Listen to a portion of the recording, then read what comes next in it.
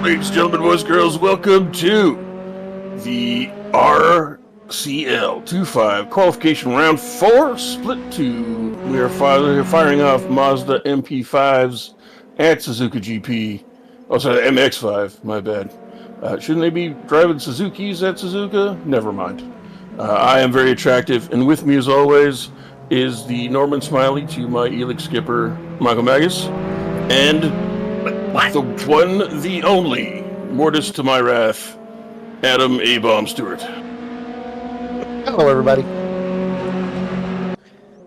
Why am I Norman Smiley? I don't know. Because you are frowning? You are Miguel of the Big Wiggle. All right. Surprisingly enough, number one, there are no Suzukis in the game, so we cannot race Suzukis at Suzuka. That's problem A. Wow. And problem B, Suzuka has been owned by many Japanese car brands, but never Suzuki. Yeah. Weird. They could have Suzuka A and Suzuka B. Here, who has historically owned the Suzuki circuit? Okay, so originally it was developed as the Honda test track. So Honda built it, made it, owned it for a bit. And then, am I crazy, or it might? Oh, here we are. Yeah, it's just still Honda. Never mind. I thought for some reason it changed hands, but no, it's always just been Honda. This is just the Honda track.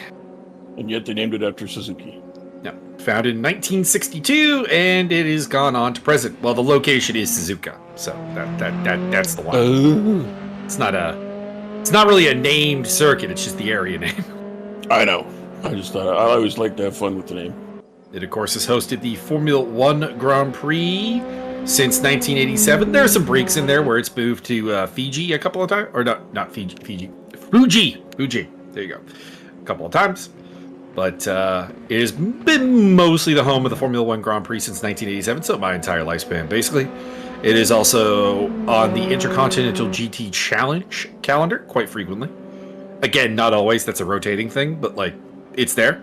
I think the only permanent track on the Intercontinental GT Challenge is, of course, Byron's favorite track, Bathurst. Yeah, let's go. Also, race here, you have things like Super Formula and Super GT, of course. And at various points, various motorcycle, races, motorcycle Grand Prix racing, as well as WTCR have been here, although apparently not terribly recently. WTCR has not been to Suzuka since 2019. And various other GT championships also make their name here. The overall record of this track is 1 minute 30 seconds, .965 by Andrea Kimi Antonelli in the Mercedes 2025 car. And I don't suppose that this little thing's going to actually give me a record for Miatas. That would be interesting if we could get an actual record for the Mazda Miata, but I think that's probably not going to be Mr. Miata? Isn't that guy from Karate Kid? Yeah, there's nothing really useful here as far as a record listed here. We've got a number. We've got a GT3 record, GT4 record, TCR record, Super GT record, of course. Formula 3, Formula 1, Formula Nippon, Super Formula. You know, all the things. We've got a number of records here, but nothing that really fits the handling and performance characteristics of the cars that we are bringing to bear today. So, coming into today, this is the final round, I do believe, of the qualification for the RCL League. We'll be moving on to the main event stage. Who's our main event only wrestler at this point? Byron is. Would this be the Roman Reigns stage of the series? I believe this would be the Hacksaw Jim Duggan stage. Oh, I don't think that works actually. But Oh, we enter today with Peter Daniel leading the way with 120 points. He is 9 points up on Gunnar Ricks. He's going to win. I say this because one of his drop scores is actually a win. So that's the kind of series it has been for him. He's been very, very dominant. Ariel Zatoni's in third with 95 points. Adam Komorowski with 87. That is, correct me if I'm wrong, Adam, those will be the four guys that are moving on to the main event as of right now. I believe so. And on the outside looking in, you've got Fotis Zogalou and Nicholas Campbell, who I'd say have definitive chances of snacking that spot from Adam when it comes down to it. I think Ariel's probably in. His drop scores are quite impressive. You can see right there the X's are the drops.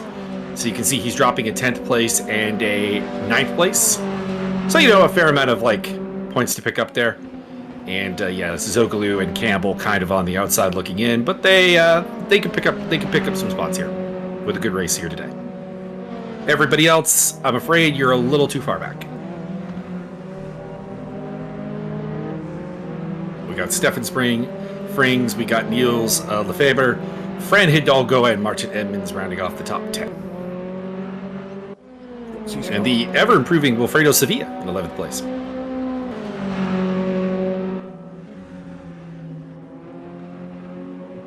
Suzuka is a good track.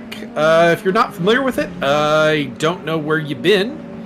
It's a popular in a lot of games in a lot of different categories, so it shouldn't be a stranger to anybody.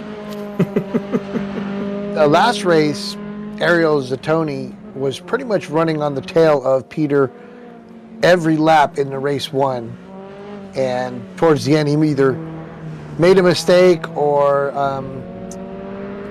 maybe got spun a little bit by Peter as he was trying to pass him, but it wasn't on camera. But he ended up in third overall. The second one, he fought his way back through everything and got up to third again after an early spin. So he was doing really well. I think he's a dark horse in this. I think we're always rooting for Ariel Zatoni. We've been watching him for a long time, and he's got the pace, he's got the talent, he's got the gumption. His major obstacle is Argentinian internet. I remember we learned so much about the Argentinian internet when he was breaking down his problems for us, and that was a fun time. Very unique country from an internet structure standpoint. I don't think their internet's been updated since the late 40s.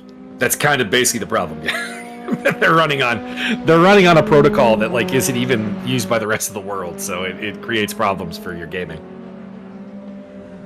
Well, for international gaming, probably local, it's fine. Well, I shouldn't say that. I don't even know about that. Yeah.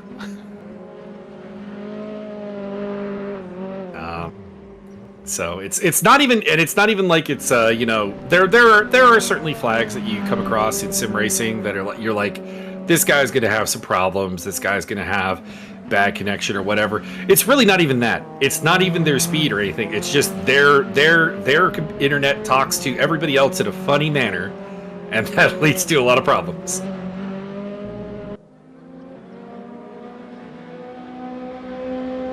So that's what we got coming into here as we wrap up practice here before heading into qualification.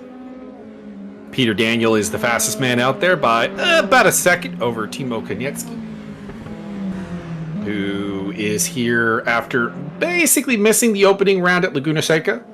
But he is a little bit higher than normal. We've seen him finish 6th twice and 10th once. So he's he feels a little bit out of place right now. Nicholas Campbell's having a solid run in third, followed by Martin Edmonds, Sven Semler, Fran Hidalgo, Wilfredo Sevilla, Steve Davidson, this man, Andreas Ebert, and S. Martin.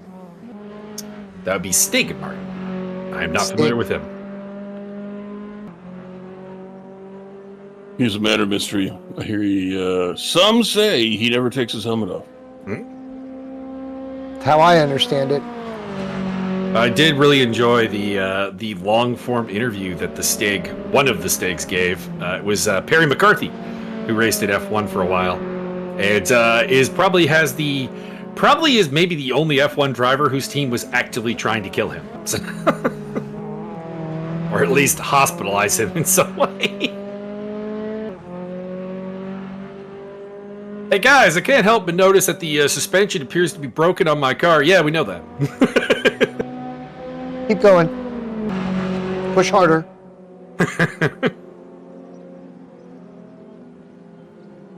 Or I forget what part it was, but there was a part that his teammate's car had already broken. Roberto Moreno was his teammate. They took it off of his car, put it onto Perry McCarthy's car, and sent him out. It's like, guys, it's broken. Yeah, we know. It's off of Roberto's car.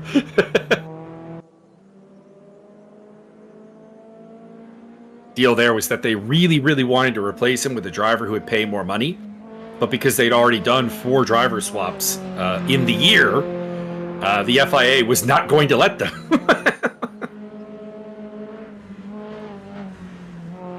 And if you ever need to know what the worst F1 team in history is, it's that team, Andrea Moda. Oh my God, it's horrible.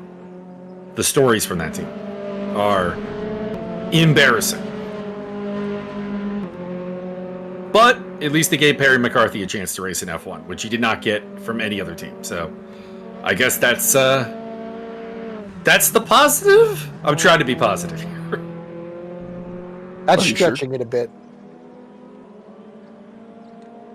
It's all I got. There's nothing. I have no other positive avenue to describe what is going on with Andrea Moda during their time in F1.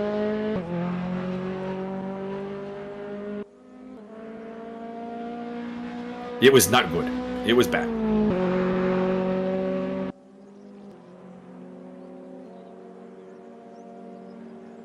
So it looks like we're going to be on the full Grand Prix circuit today. So it's a long lap. Oh, we got my favorite driver, Morbid Apathy, joined. Morbid. I will say, interesting choice to go with the Grand Prix layout for this round, because last round they did Silverstone, which of course has a Grand Prix layout of 2.5 minutes, probably in these cars. And instead they did the national layout. So it's interesting that they didn't elect to go with one of the shorter Suzuka layouts. Now, in fairness, the 2 Suzuka short layouts are not good. They're really short. In a nutshell. It's not even that they're not the shortness. It's they're not good. They're quite bad. So I guess that could be the thing. But it does make Suzuka an interesting choice as far as tracks go, because it's let's just say you wouldn't really ever have a Miata race around a place like this. It's a little bit long, is what I'm getting at. There's a reason when I was looking at the records for this track that there was nothing in the ballpark.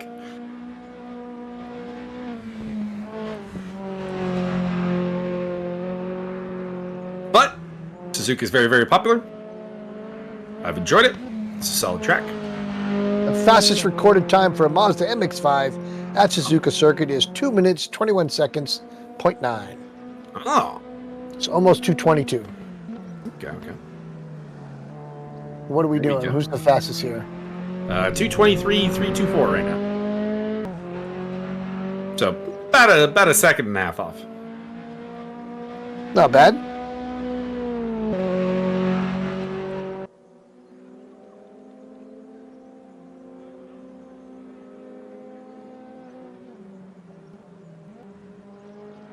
Michael, how come there's a Red Bull on the side of this blue car? I don't think that's a Red Bull. That's a Black Bull. Wow, racism. I mean, I did for the longest time frequent a pub called the Black Hole. Nice. They have steak kidney pie. They did. Was it gross? Never had it. Good plan. I very much went there to drink.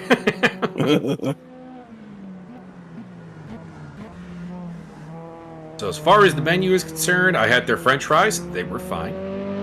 I had their nachos. They were fine. And I probably had a burger or two there. Except the brew. And chicken wings. Their chicken wings were quite good, actually.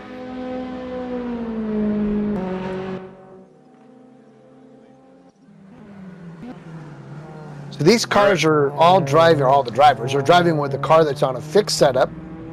The gearing is maxing out down both, actually all three of the straights, the big long ones. So when they're coming down the front straight, they're maxing out, and then the two big straights on the back, they max out completely. Through 200R and then also down to 130R.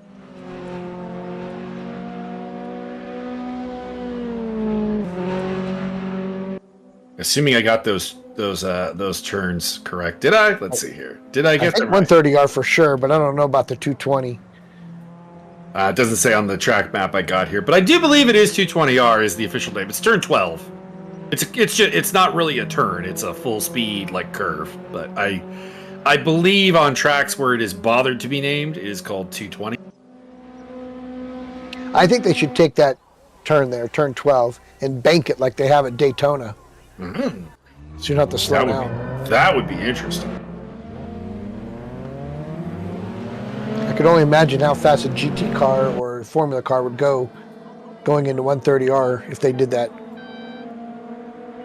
I believe yep, they 200R. I found a track map that had the name of turn 12. So the full turn rundown. Here we go. Turn 1, turn 2, turn 3, turn 4, turn 5, turn 6, turns 1 through 5 do not have names. They're just numbers. Turn 6 is Gyaku Bank. Turn 7 is Dunlop. Turn 8 and 9 are the two famous Degnas. Degna 1, Degna 2. Turn 10 doesn't appear to have a name. Steve. Turn 11 is the hairpin. Turn 12 is 200R. 13 is Spoon. 14 is 130R. And 15, 16, and 17, which are the final turns on the circuit, are collectively known as the Casio Triangle. I think they should start naming corners after like dares, just like 137 kilometers an hour of your chicken. And clearly it's a corner you should not be doing 137 kilometers at. Yeah, that'd be pretty bad. That's how we end up with dead people, Byron. Hey, I didn't make the rules. I just enforce them. You just vigorously enforce them. He vigorously makes them up on the fly. Maybe, possibly. Aren't you the one that complains when I list the corners named after dead people at these tracks? No, I'm just... He doesn't want to name after dead people. Yeah. Well, that's how you get them. That's how you get corners named after dead people. If it makes you feel better, we can do both. We can do my idea, but then we can just like have a little tally mark. So if you take out 2 in a season, you can put 2 marks up on the board. Although interesting, whatever corner gets the highest score wins. Suzuka has no corners named after dead people. There you go. So I don't get to be as morbid as normal today. Just apathetic. Yeah. See what I did there? I do.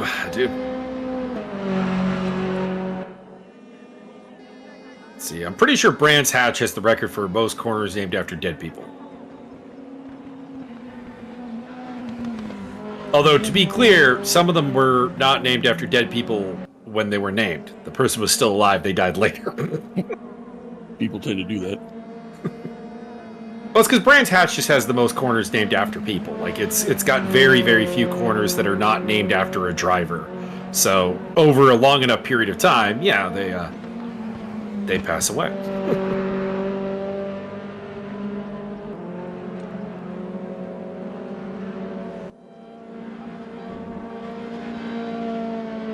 Although I don't know, a lot of them probably were named after, because one of them was named after Bruce McLaren, who passed away in the 60s, Jim Clark in the 60s as well, Graham Hill Bend. Graham Hill passed away in the 70s.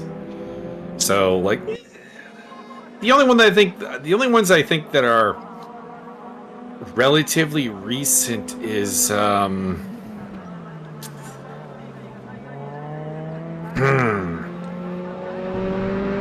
Sterling Moss.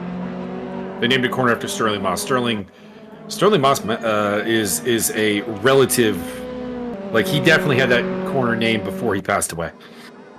What about Randy Moss? He didn't get a corner named after him. What? What about straightaway? I think Sterling Moss is actually the last driver from the 1950s of F1 to be alive. He passed away in 2020. Boys, I have news. Okay. They've discovered a new 15-inch long stick bug in Australia. Isn't that a cool bug? That is cool as hell. That looks like it will destroy the world. It almost looks like a praying mantis coupled with a butterfly. It's weird. Peter Daniel coming through the Casio Triangle here to set the bar here at Suzuka. He was the fastest in practice, and he is going to be about the same pace in qualifying, 23.344. As for are we the bar, Byron? I mean, are we not? I'm assuming I'm Claudio Castagnoli in this conversation. Well, just because I've got a beard? I feel like you're very more Seamus than I am. Oh, that's possibly true, yeah. Also, I think Seamus is the larger of the two. I mean, don't get me wrong, their size is much more similar than our sizes are, but... yeah. Seamus I think is like a couple inches taller or something like that. Seamus big boy. But Claudio also. Large Shamo. Claudio / Antonio. Also large.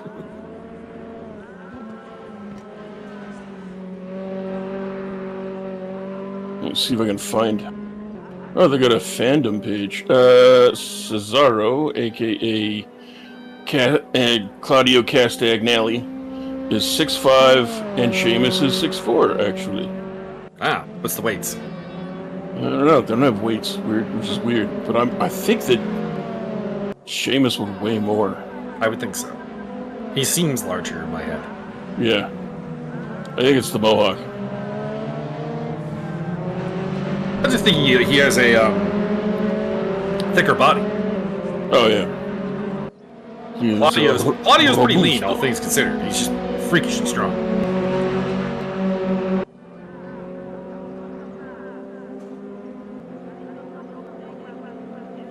Pro wrestling fans are very lost right now. Non-pro wrestling fans. Not pro wrestling fans.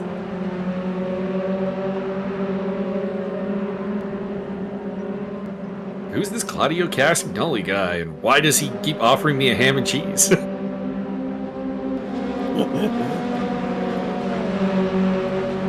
Let's see if Wikipedia has a weight for Big Shamo. I'm sure they will. The problem, of course, 200. They have him listed as 6'3" on Wikipedia, and he is build weight of 267 pounds. Yeah, the problem is the listed weights are often, like, just bollocks, if we may. Absolutely. Yeah, I remember when we were watching the Women's Rumble, and I was looking at the weights of the girls as they came, and it's like, no. Bitch, you weigh 110 pounds. One of these weights cannot be true. I suspect both, but one of them definitely can't be. I can see the two ladies in the ring together. They are not the same weight.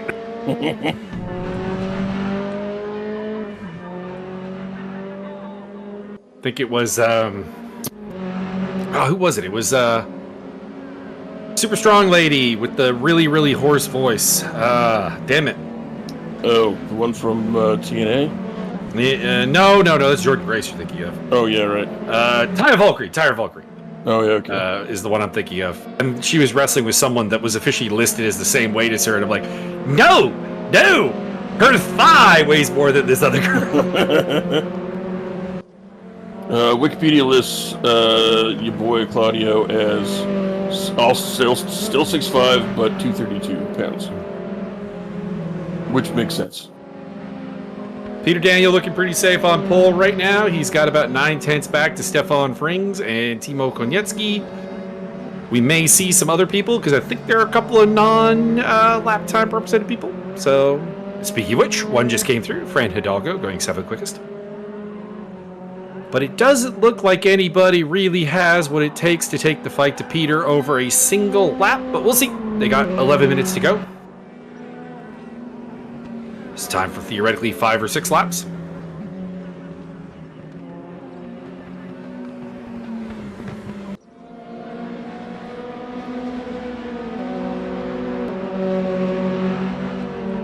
Second place belongs to Frings. Third place to Konietzki, Edmonds, and Campbell, rounding off the top 5. Ariel Zatoni has showed up. There he is in 6th place. Sporting the 8-bit livery. Oh, a little bit of problem at Dunlop.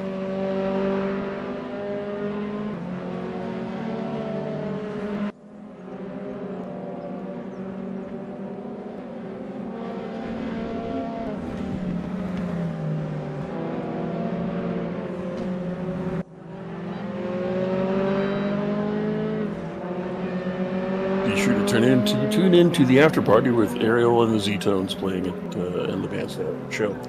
Also, of course, a note is this is one of the few tracks that actually crosses over itself. You can see it there with the bridge. Can you see a bad moon rising? Let's not talk about Andre Reiser right now. She burnt that man's house down.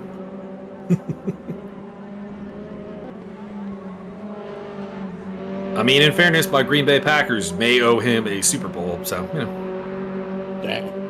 Because there was one year when Antonio Freeman and Robert Brooks got hurt. Brooks got knocked out for the entire season. Freeman got knocked out for a couple. And the Packers are like, well, we had Brett Favre, but we kind of have to find someone to throw the ball, for him to throw the ball to. Let's just go sign Andre Rison.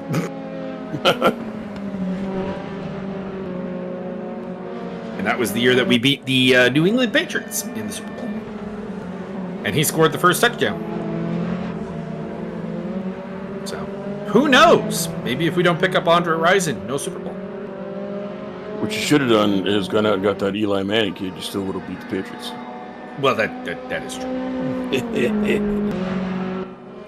Twice. He does have that skill. Wrong Patriots, though. This was the Bledsoe Patriots. Oh.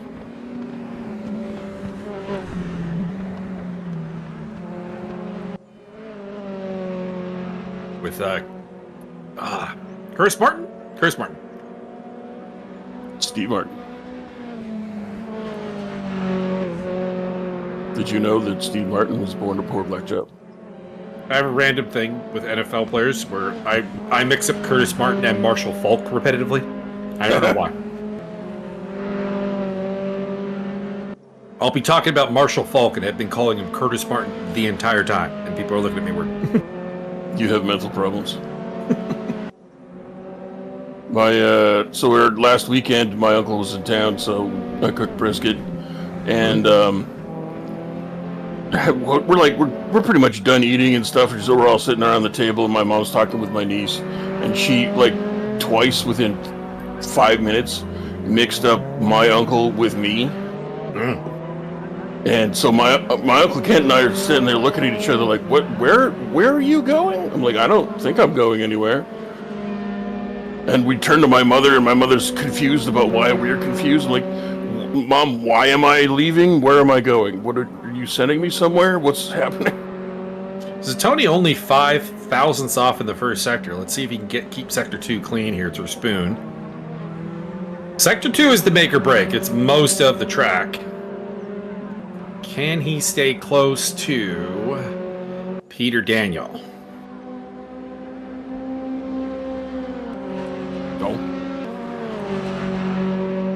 Call him We don't Peter know yet. Dinklage because he's on short time. Oh, purple sector. He's got a chance. Delightful. He's got a chance. He's just got to get through one. Oh, that's not Oops. going to help. No. It looks like it's still legal. He might have a shot. Come on. Come on. Oh, Come get out of the way. Through the last corner. Does he have a chance? Does Ariel Zazzoni have a chance? Should be second fastest at worst case. And it's gonna be... It's gonna be 6th place for some reason. What? Why? That was 5-10. That should be 3rd place. I don't know why he's not moved up. Maybe the lap was in fact invalid and the It was invalid. Yeah, okay. Okay. So it was invalid. I think it was that corner he went wide on. Just Yeah, well, it was 130R for sure for the invalidation. he's sliding the car through these corners. He usually is. He's a pusher. He's a guy who races most of the race on the edge. Never mind qualifying.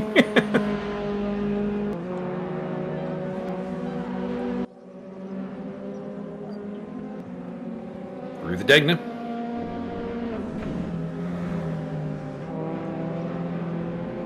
Under the bridge. And nah, this one probably does have a shot. I mean, 3:29. That's still respectable. Don't get me wrong, but it's not anything like the last lap. The last lap was magical up until the end.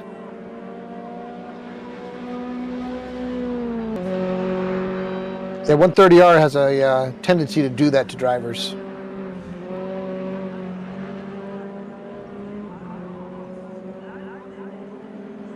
Martin Edmonds briefly taking 2nd place, and then Timo Konietzki taking it from him.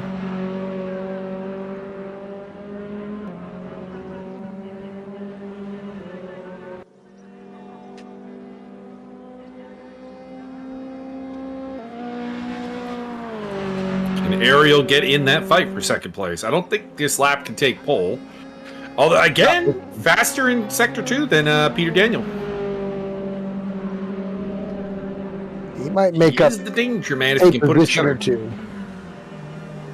Oh, should at least pick up, should move into 2nd place.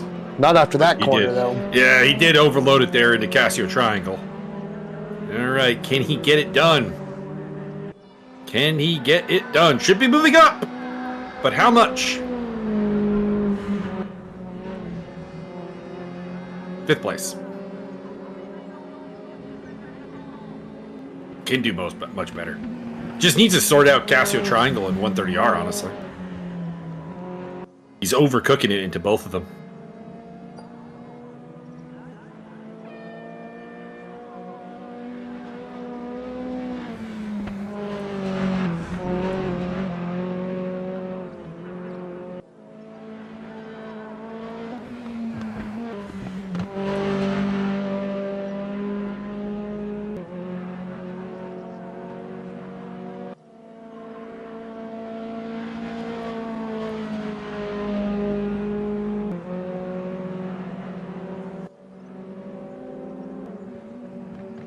Got a good three-way fight between Konietzki, Edmonds, and Frings as well. And it just is a matter of can he get it right. Yeah, not bad. Off 2/10.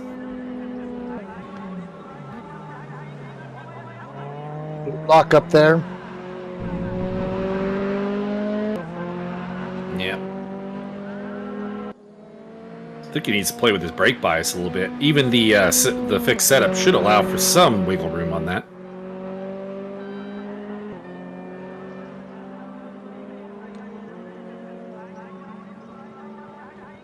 Heading through Spoon.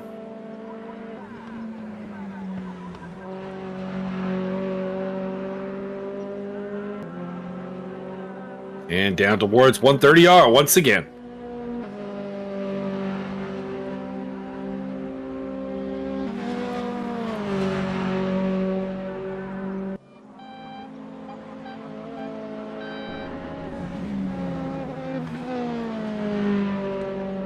That puts him about 4/10 behind Peter Daniel if he holds this for the whole lap.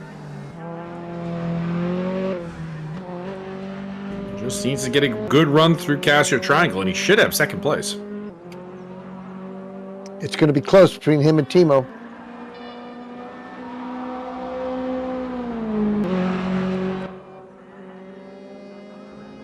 Second place it is.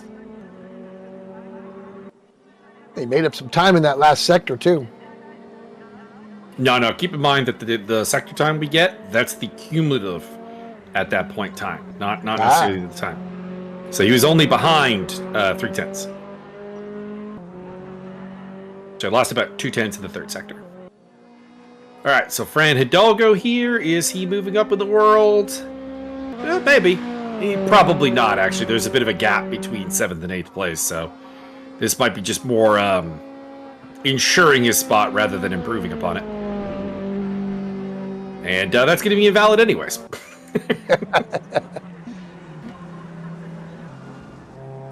All right, Peter Daniel will start on the front row, followed by Ariel Zatoni, Konietzki and Edmonds on row 2, Frings Campbell, row 3, Semler and Hidalgo, row 4, row 5, Sevilla and Davidson. Nice work by Wilfredo. Row 6, Andreas Ebert and Willie Vandenherk. Stig Martin and Henny Lefebvre are on row 7, and on his own at the back is Morbid Apathy.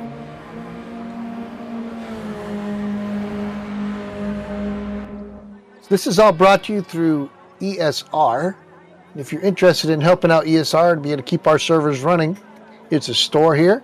Little QR code for you to be able to scan and check out what we have. Maybe buy yourself a hat or a t-shirt and help the server out. I personally like the dark green hoodie that we got. I have one of those. It's very nice. Very comfy. Can attest to the comfiness of the hoodies. I assume you have the Gulf Oil one there, Byron. Indeed, very much so. All right, quick little 3-minute warm-up here. Everybody's chance to make sure they got the right fuel in the car. Normally there would be some other things to check, but of course with the fixed setup nature here, not a lot to work with. Just a little bit of brake bias maybe. If I recall correctly, I think that's literally the only thing that you can change with the fixed setup. I don't think these Miatas have much in the way of traction control. Otherwise, that would be another thing to possibly meddle with. I don't remember. I haven't driven this car in quite a while, so I don't remember if they have. I don't think they do have TC at all. I don't think so. I've never driven it, but like from having watched them drive, I don't think they do. Normally, you can kind of tell. But these shouldn't be much in the way of electronics on these ones. So really, it would just be any brake bias comfort, which maybe Ariel should look at. Just say it, Ariel. You had a couple lockups.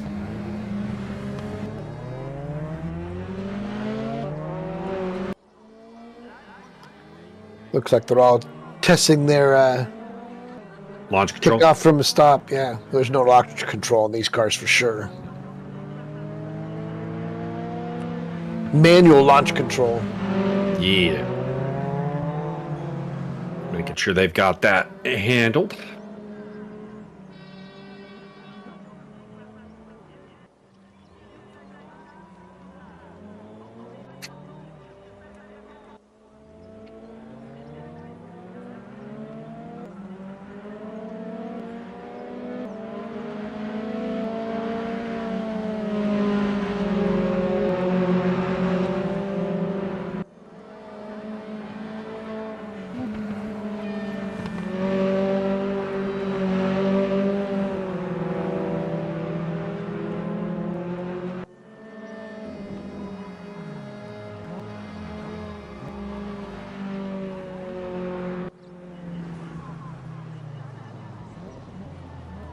Very sparsely attended day out in the stands.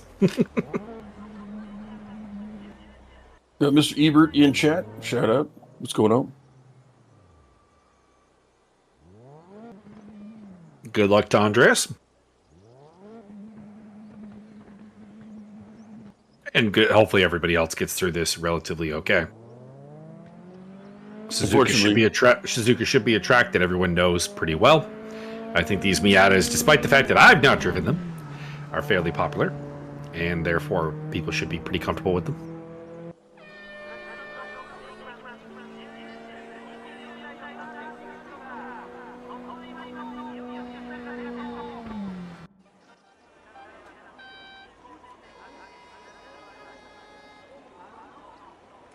And we get ready for the formation, although there isn't really going to be a formation lap. This is a standing start, so.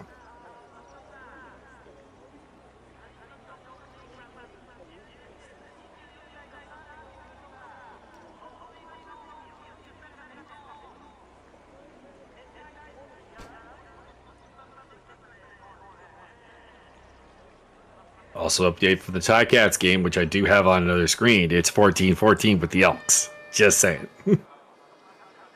Don't worry, the choke isn't coming. We haven't choked a game away yet this season.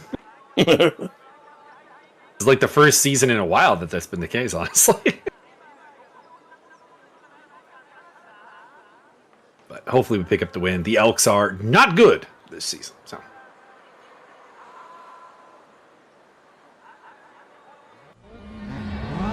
All right. On board with Morbid Apathy. Also, Steve Davidson appears to be starting for the pit lane. Something happened there. And let's get ready to roll. Let us be prepared to witness the rumblings. Peter David will lead us lap down pedal. towards the first corner here. The nameless first corner. To the inside, that is Ariel Zatoni. And in the black and gold, Timo Konietzki.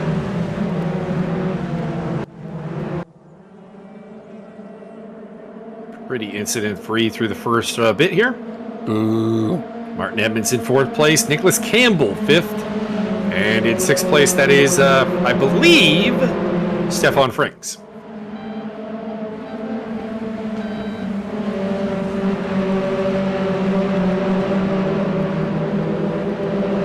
Through the S's we go.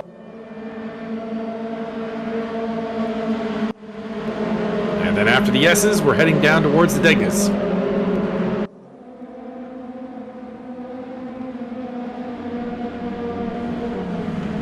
Degnas are a really, really aggressive corner. And that banking can definitely upset the car quite a bit. As we hop on board with the German driver, Timo Konietzki, heading up towards the hairpin.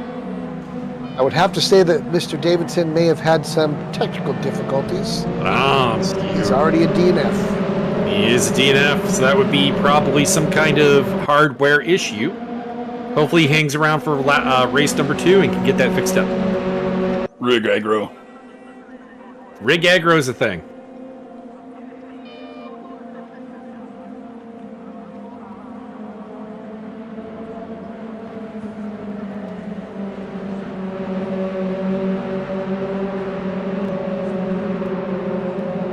Leaves us with just one Canadian to cheer for. Go Martin!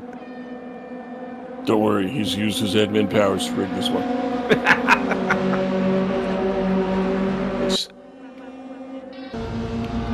On board with Ariel Zatoni through 130R for the first time. In anchor. Instantly picking up a slowdown penalty. There will be many of those through 130R, just saying. It is one of those corners that is probably not in these cars, but in certain other cars is basically flat out. So you want to keep as much pace as you can through it. But it is incredibly easy to go into the runoff and die horribly. I prefer undiff. Here's Martin in the red, yellow, and white car. Not really sure what the sponsor is there for me to simplify it.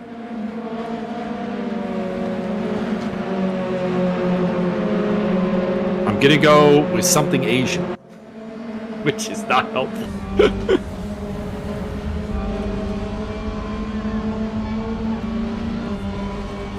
Pretty tight grid so far.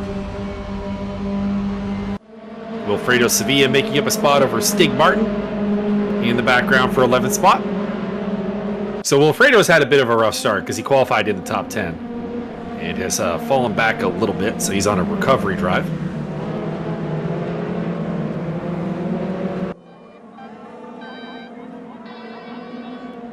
and picking up a slow down penalty.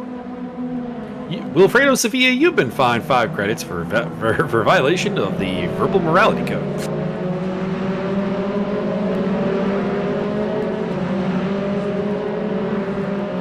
Rounding off the top 10, we got Semler, Hidalgo, Ebert, and Vandenherk.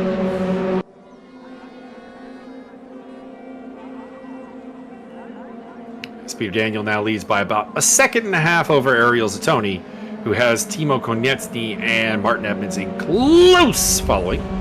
Nicholas Campbell getting very wide, as does Stefan Frings. And it looks like there may have been contact between the two. Frings has come off the worst of it. Campbell's also dropped back a couple spots.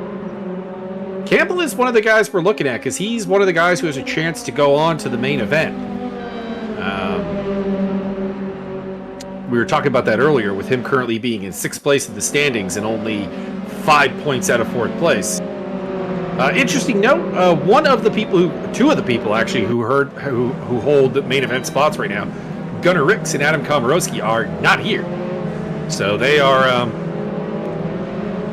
they're rolling the dice. That not attending will still allow them to claim their spots. For Gunnar, that is very likely. As stated, he'll have a 2nd place and a 7th place that count for points, removing from his drop scores. So he's probably in. But for Komorowski, this is a big roll of the dice.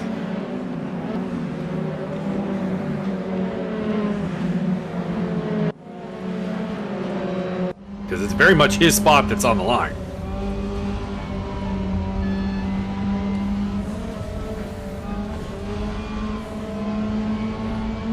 On board with Konietzny.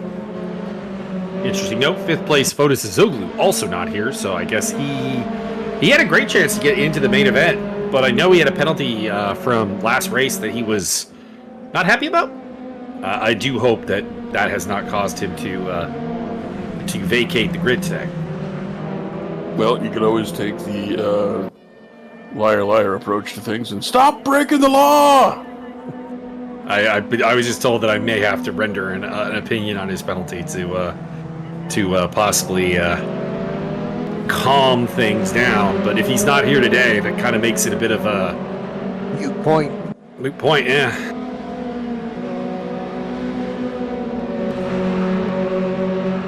Because he's on the outside looking in right now, and drop scores will not get him in. So he needed to be here today and put up a good result if he wanted to get to that main event spot.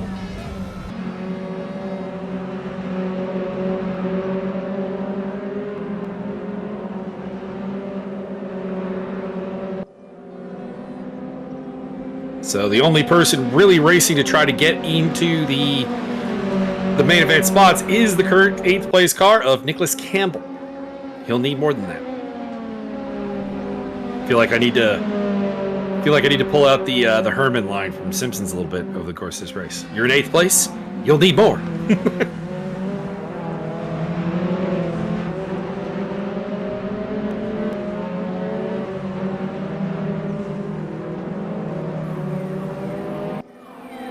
Closest battle on the track right now, right here with Timo and Ariel. 2/10 of a Timo's second. not letting him get away. See if he takes a look down the inside.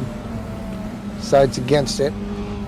Yeah, I think we have the standard dynamic here of Ariel is the faster of the two, but the more prone to making those small mistakes that is going to make it very, very hard to actually pull away.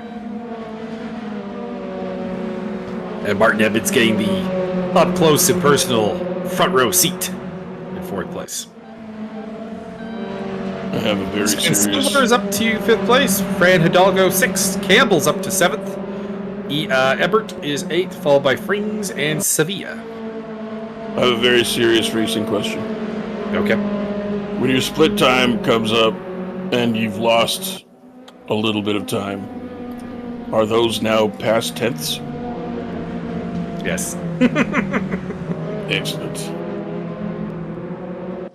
Welcome to Racing Philosophy Corner. Welcome to Racing Philosophy with Byron the Giant. You will either listen to his lesson or he'll beat you with the book. I'll find you. Then your own shoes. I'll find you with a bag of hockey pucks.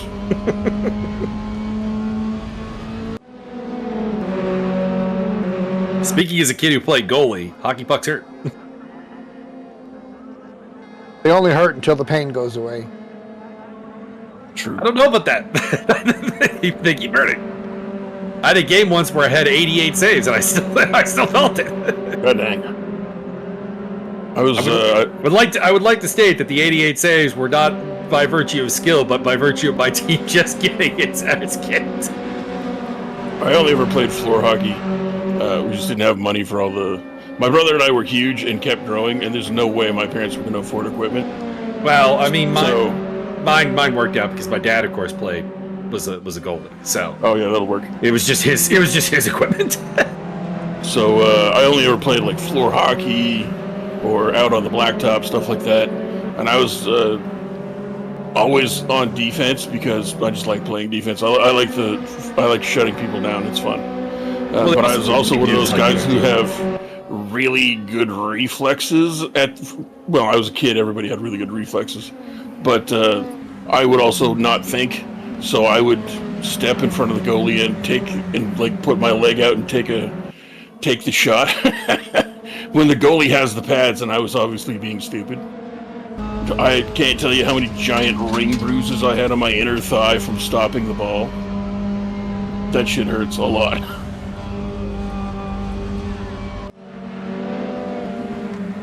Describe my goalie technique as a mix of Dominic Hatchick and Ron Hextall. And just go crazy, beat everybody up.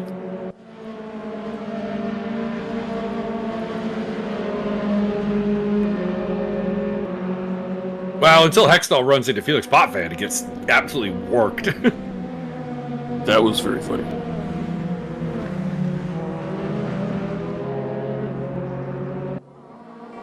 Ring me Kevin Weeks.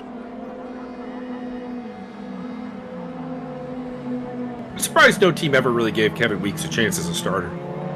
Yeah, well, I mean, he's crazy. Sir, all goalies are crazy. There's no exceptions. Yeah, you're not wrong. I think Kevin Weeks was certifiably insane. I mean, he's up there. He's on the... Well, I mean, come on. Ron Hextall was a starter for a good chunk of his career, and Ray Emery, too. And I was probably thinking about Ray Emery. Yeah, Ray Emery was hostile. Of course, the most crazy goaltending duo in my lifetime, at least. Ron Hextall and Garth Snow on the same team.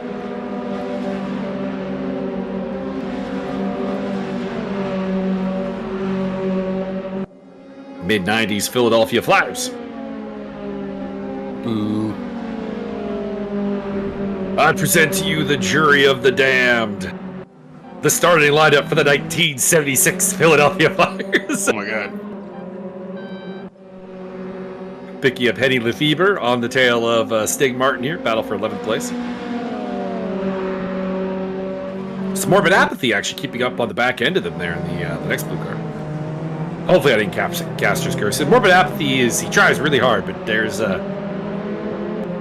are historically some shortcomings in his talent.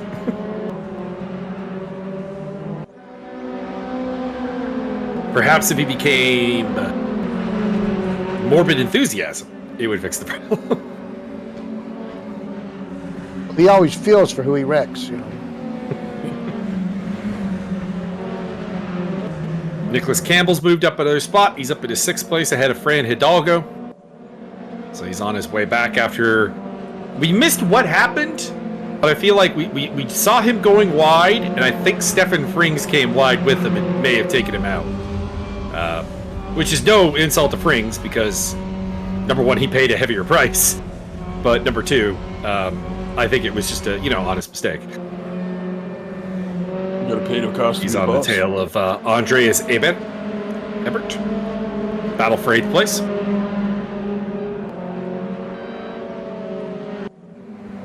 In the meantime, Ariel Zoni has gotten away from Timo Konietzny a little bit, bringing that out to about a second. Stig Martin and Henny Lefebvre battling. Lefebvre has gotten past Martin. What? I like that car. That livery. It's cool.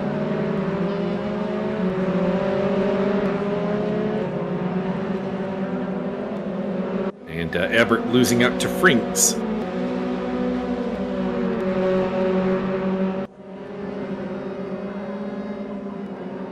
Race 2, we'll see a top 5 reverse grid. So as it stands right now, pole position would belong to Sven Sembler. And Nicholas Campbell picking up a track limit abuse penalty, probably through 130R if I were to state a guess. Oh wait, no, he's behind it. Where do I think it would have been? In front of him? Spoon, maybe? Probably Spoon. He's just now getting to 130, so it could have been 220R. Well, if you're getting violating 220R, that's a problem. That shouldn't be a track limit problem. I would say if I were to rank the corners here in which you're most likely to have a track limit issue, I'm going to put 130R at the top. Second place, I'm going to put the Degnas. They're pretty... You can hit that curb and easily upset yourself and cause a track limit abuse. And in third place, I'm going to say Spoon, fourth Casio Triangle. And then after that, I don't think that there's really anything else you should violate. I'm not saying that they're easy turns, but they're easy turns to do legally.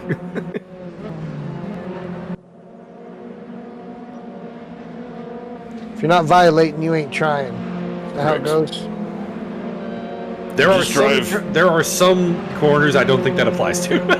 If you drive straight and fast, you will win faster than anyone else, and then the penalties don't matter. Still come out on top. And then you get summoned to the Stewart's province. No. They don't black flag you, you still win. They'll black flag you. At some point.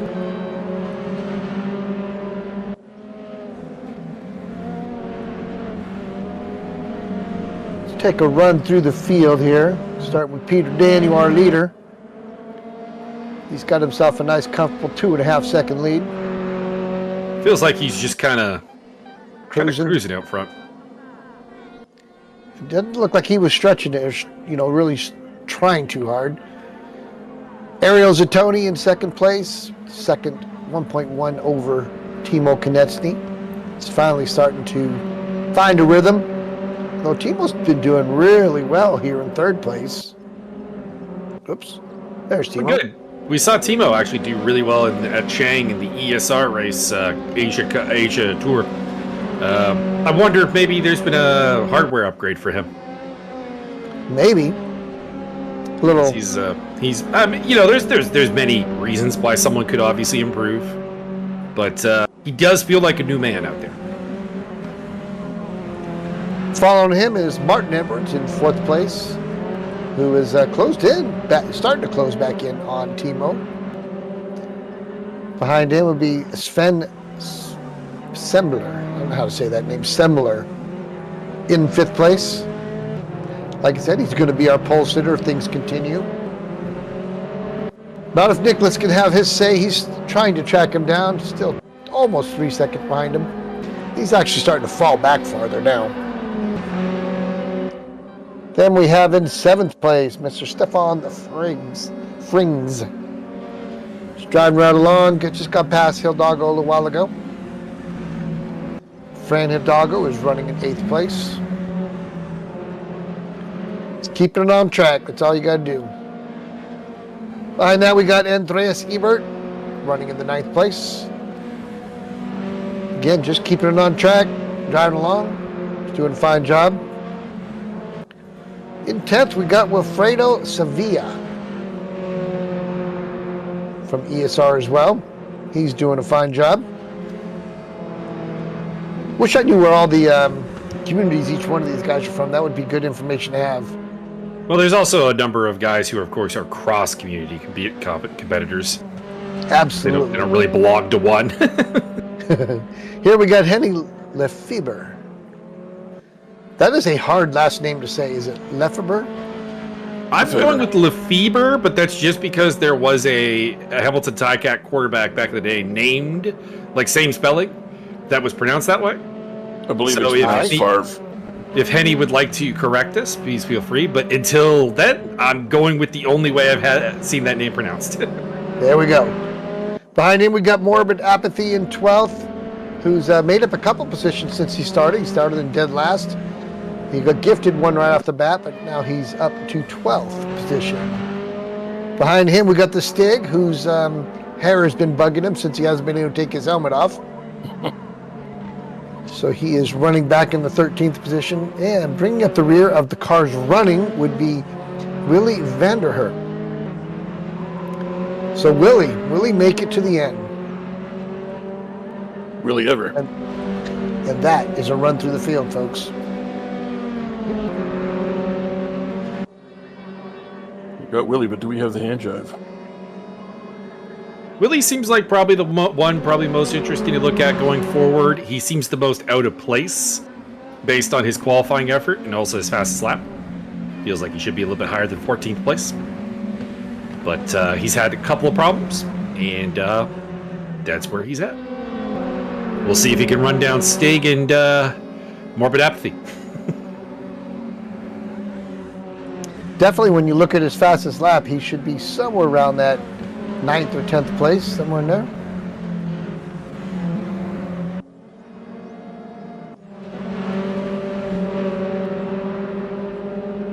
Nobody's super close together right now. The only battle that's within a second of each other is Campbell and Friggs. That'd be 6th place. But there's some things percolating. Ooh. Ariel Zatoni had a moment, allowing Timo to catch right back up to him. Yeah, heading through the Degners. Up towards the Suzuka hairpin. This is what happened to Ariel last week, or not last week, but last race. He ran in the 2nd place the whole race right up until the last 10 minutes, and then just people started to overtake him. He actually dropped back to 4th, but then somebody spun and he got that place back. Prime overtaking spot here at the hairpin. Defensive line from Campbell. Pretty much tells Friggs no. It's really hard to go around the outside of that hairpin, but it is possible. Friggs has definitely got a run on him here. Mm-hmm. They had contact earlier. Let's see what he can do here heading into Spoon. He's got the inside line. Ooh, they touch. Bit of a hip check. Sometimes when we touch, the gasoline's too much. Nice recovery by Frings, but I do believe he was fouled there a little bit. It's tough to say when you're in that car how far that car beside you is caught up.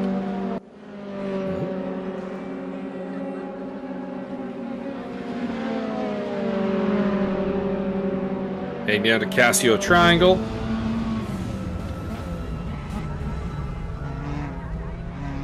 He's definitely faster than Campbell. At this stage of the race, yeah, Campbell seems to not really have... Whoa! What happened there?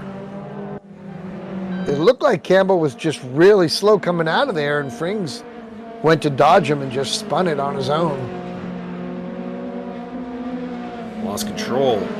Either that or possibly a netcode issue where his client found a register to contact, and we just didn't see that on our end.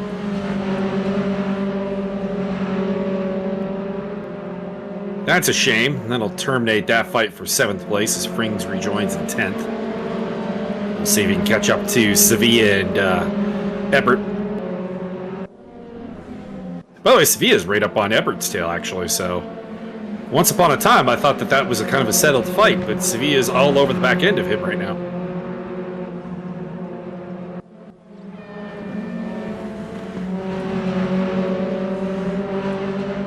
See what Wilfredo can do.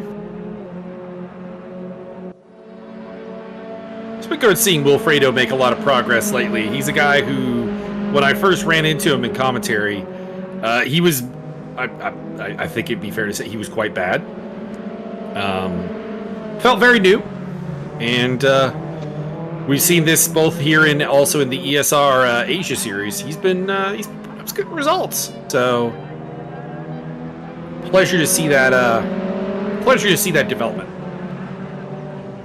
Yeah, Wilfredo's a good guy. I like his brother a lot too, Al. Fredo.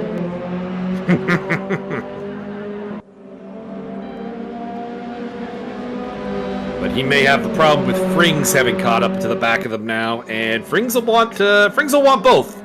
He'll want both. And I imagine is not the happiest camper right now. Tighter line through Spoon. Not quite enough variance, though, to get the run.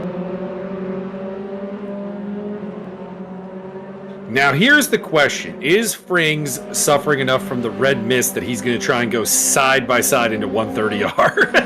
Yeah, let's It looks like he's going to, but I hope It looks like it. Going to the inside with the whole, like, yeah, you give me this spot. Otherwise, we both die. Yeah, and Sevilla did the smart thing. He said, well, he wants it more than I do. I'm not going to die today.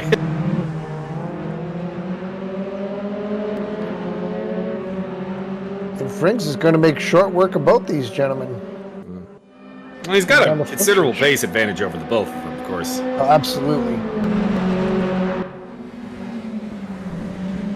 And he kind of, let's just say, used the cheat code there at 130R of the, I'm going down the inside, I'm fine dying, are you?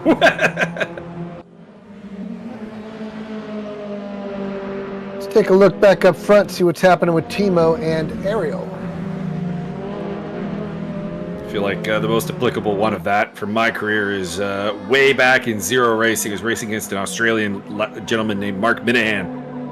And we were side by side through La Source and heading down to Eau Rouge at Spa, and we were on voice comms with each other. He's like, "Hey, Mike, I just got to tell you, I'm going for the championship. You're not. I'm ready to die." Like, oh no.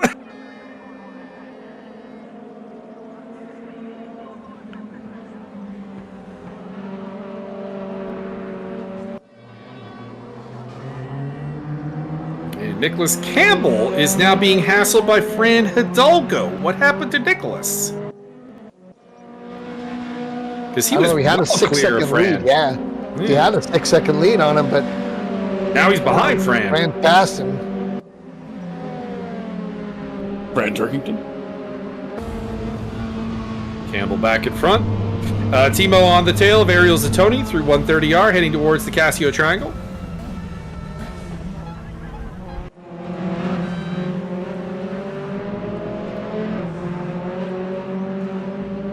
The way the Ariel drives, I always think he's wearing his tires out and just making so he can't stay as grippy as all the rest of the drivers. Is. I imagine that Ariel Zatoni's probably got the second worst tire management out on circuit, and we all know who's got the worst.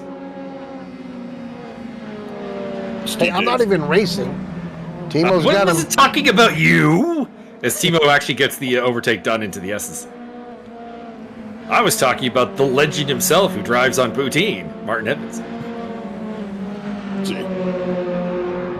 Well, the Stig DNF'd. I wonder what happened there. No more Stig. Willie Vandenherk picks up a spot as a result. Hopefully Stig will make it to race number 2. Same with Steve Davidson. So how many points does Nicholas Campbell need to overtake Adam Komarowski? So he is 5 points behind Adam. And Adam is going to add another 38. So he needs 43 points here today. Which obviously he cannot do in this race. But he could do in 2. Currently running in 6th. That would be 20. So if he finishes where he is, and with 3 minutes left in the race, or 2 minutes left in the race, I think it's fair to say that seems likely. He would need 23 points in race number 2, which would be a podium. So he needs. It's going to be a big hill to climb. May I recommend really good shoes or tires? And as far as the main event is concerned, as stated, Peter Daniel, Gunnar Ricks, and Ariel Zatoni, I think, are just mathematically in. They're not really defending anything.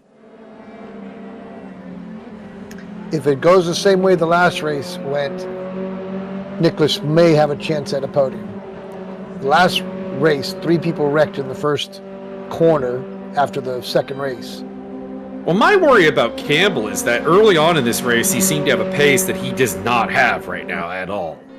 So that makes me wonder what's up there, because it's kind of like we were talking about with Fran. He was like 6 seconds ahead of Fran Hidalgo, and then Fran was in front of him, and he was faster than Frings in the early going, and then really struggling in the second part. So for Campbell, I think the problem is really, my dude, you need to you need to figure out what's up with this race pace, because you're gonna need a full race here in race 2 if you're gonna get into that main event. I agree.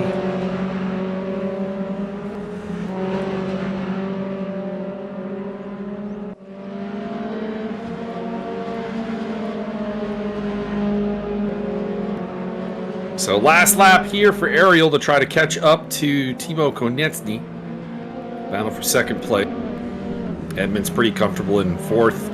Semler a comfortable 5th place. That'll be pole for race number 2. Campbell and Hidalgo battling over 6th. Which again, another example. I don't think Hidalgo has the speed that Nicholas Campbell does. So the fact that they're tangoing here late it's not a good sign for Campbell. Then it's Friggs, Ebert.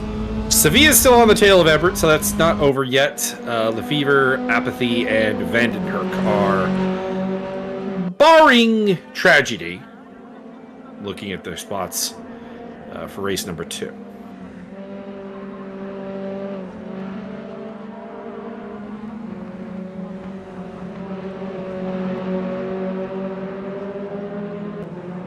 All right, approaching 130R for probably the final time.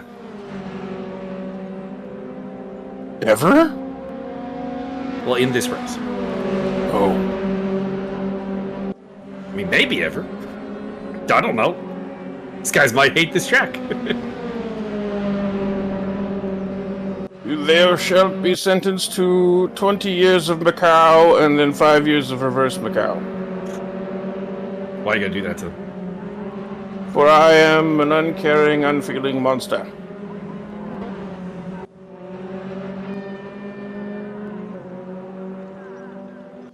Macau is one of the 2 tracks I'm really not interested in ever racing in this game. Side by side! That was close. Konecny, though.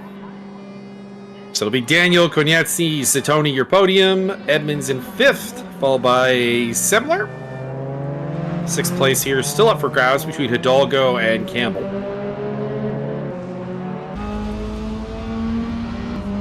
Does he have the speed off the final corner? I have a little bit of a draft here, but it might not be enough. No, he's going to try to duck out. Just not enough. So Campbell gets 6th. He needs a top 3 in race 2 to get into the main event. And after that, it'll be Frings, Ebert, and Sevilla. And here comes Henny Lefevre. Lefebvre, pardon me.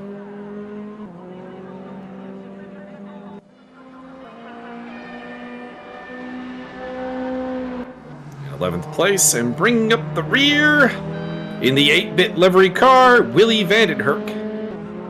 Definitely had more on offer for Vandenherk, but a couple of mistakes put him at the back of the pack, and he could not make his way forward. Couldn't recover from that, that's for sure.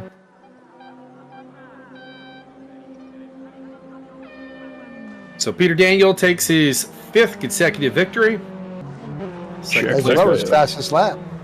Second place for Timo in his, not debut, his best result prior was a 6th. Zatoni takes his 4th consecutive podium, so he's doing well. Edmonds in 4th place. All right, race number 2, 30 minutes to determine who gets that final spot in the main event. During this warm-up period, I am going to take a pit stop. Be right back. Okay. Seeing if I can maybe get a confirmation that it is 4 people in the main event from Race App, but it doesn't look like we have that on offer.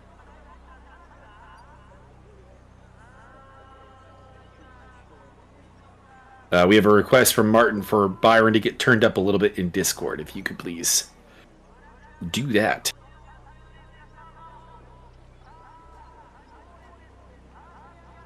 Give him a nudge.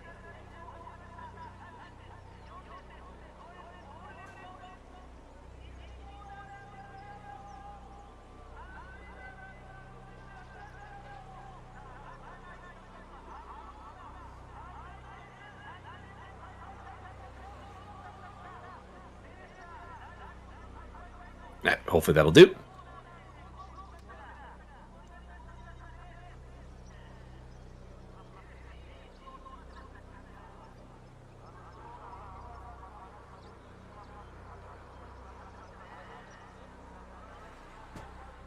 Meantime, I'm going to keep trying to find if I can confirm the main event criteria.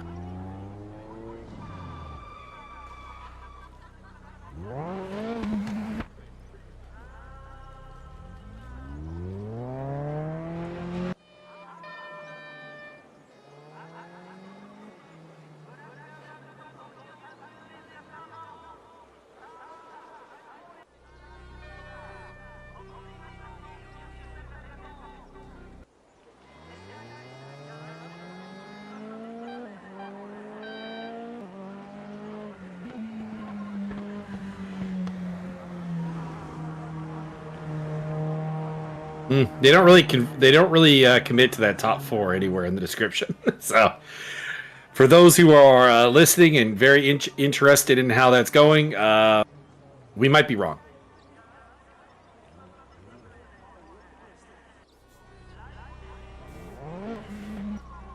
Just a lot of the top people will make the main event, but not a lot of speculation as to how many spots there are available.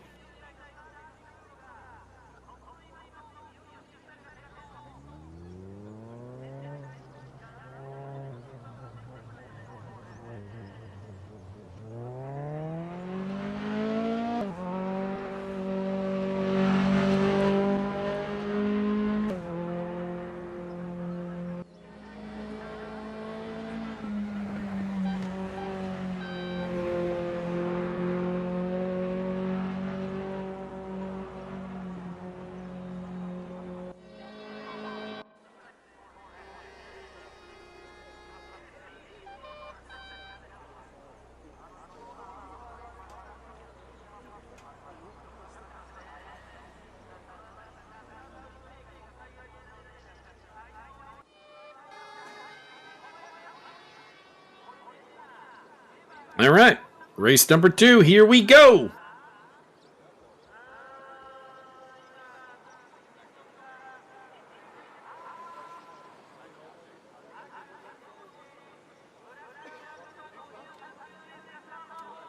Starting for pole, we got Sven Semler. Number 2, Martin Edmonds. 3rd place, Ariel Zatoni. 4th place belongs to Timo Konietzny, and then Peter David, who will probably come charging forward based on his previous Most likely. performances. He's in 5th place. Nicholas Campbell, Fred Hidalgo, Stefan Frings, Andres Ebert, Wilfredo Sevilla, Henny Lefebvre, and Morbid Apathy. And neither one of the DNFs has returned. Yeah, it doesn't look like it. Also looks like we've lost somebody else, because I think we had 13 finish the race, if memory serves. Oh, Willie Vandenberg is not here. I think we got that glitch that's going with the not showing everybody on track. Normally we get more than 12 on that. We'll see. We shall see. 14 cars. Well, if we have 14 cars, one of the DNFs made it back. Yeah. Either Steve Davidson or Stig Martin. Starting at the back there.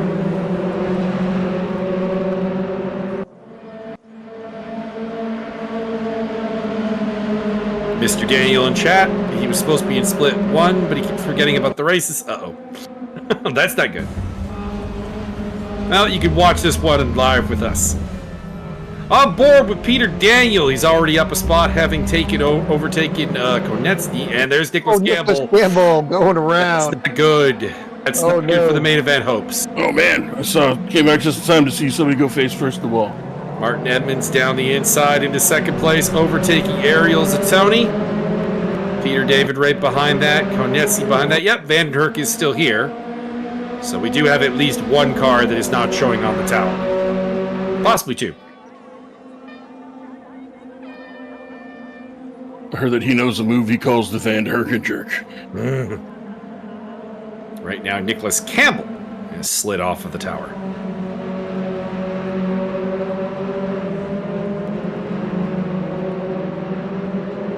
Martin Edmonds in second. Sembler continues to lead. Peter David's thinking about it. He has thoughts. He has nothing to lose. And we're approaching 130R. I'm just saying.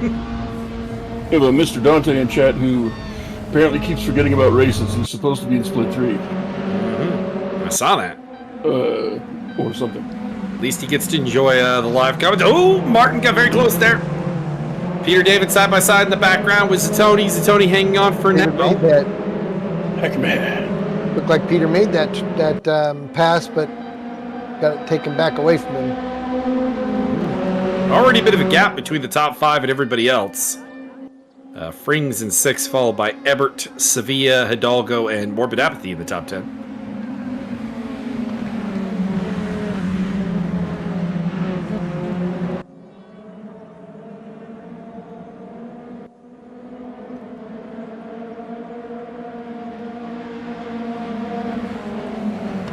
Martin putting all kinds of pressure on Sven.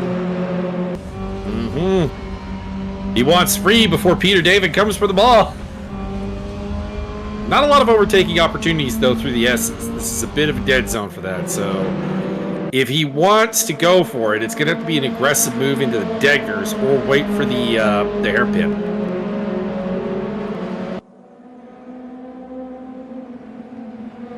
He's definitely filling his mirrors, showing him the nose. Oh, spun him. Oh, he spins Oh, him. boy. Oh boy.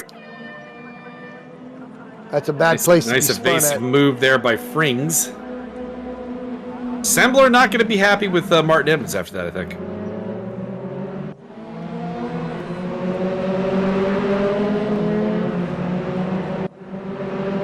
Busted up a storm, I imagine.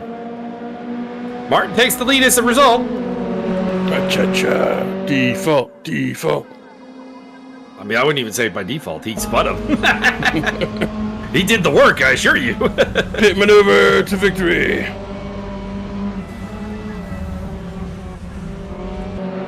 Pit maneuver is the new circle Oh, strafe. Peter's got to run. He's heading down to 130R, and I mean, this guy's in the main event already. He's got nothing but wins showing on his scorecard right now. So if anybody could just do the, you know what, we die or I go through, it's Peter David.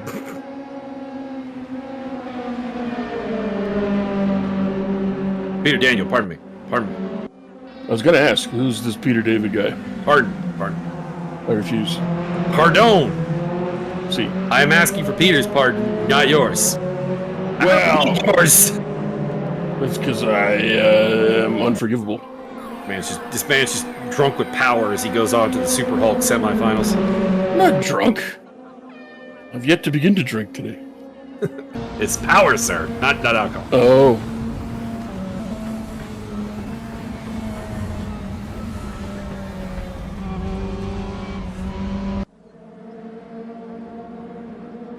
You know, Byron, I don't know what you're waiting on because I'm sure it's 5 o'clock somewhere. You're not wrong. It's 5 o'clock exactly where Mike is. Mr. Dante would like to say the room his rig has been in has been too hot for racing anyways, so there you go. Are you suggesting that your Dante, are you suggesting that your racing room is an inferno? Infierno. And if so, which circle? Well, it is a 4-horse race at the front.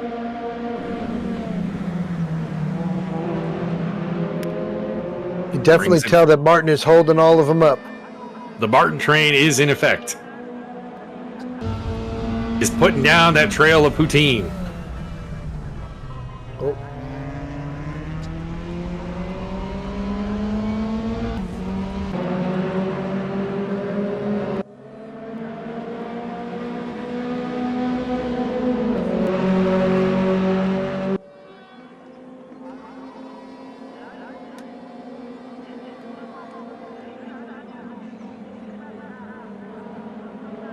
Peter thought about it, but didn't quite commit.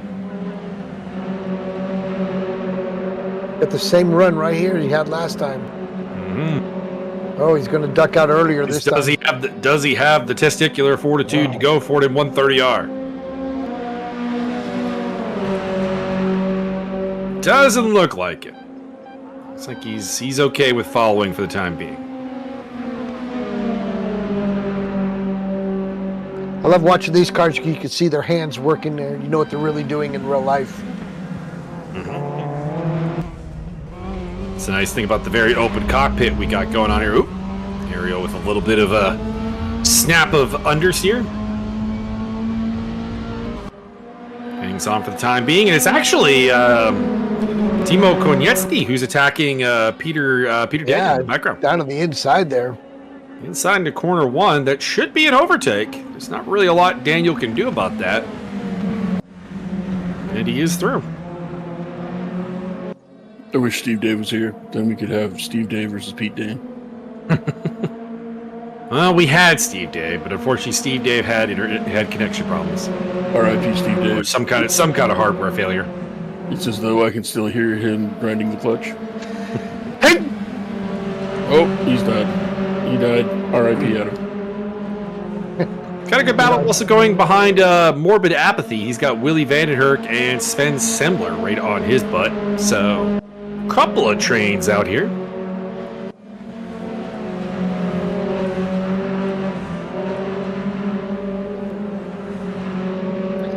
And Nicholas has got back onto the podium, or not podium, but onto the counter, whatever you want to call it, on the left.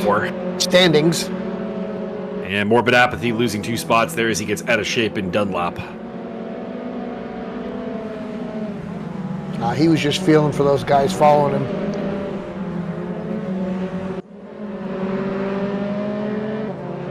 There was Go Martin in chat, but they were not specific as to whether it was Edmonds or Stig. Well, I think it defaults to Martin because I don't think Stig's out there right now. The ultimate come from behind Stig victory. Because Stig DNF'd race 1 and we're largely certain that at least one car didn't make it back, and I think it was Stig. So Very possible. Seems like we're down him and a Steve Davidson.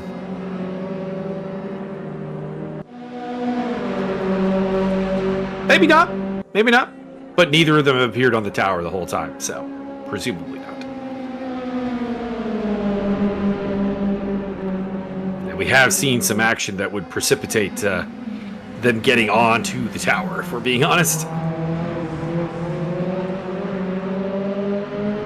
Martin Edmonds still hanging on to the top spot.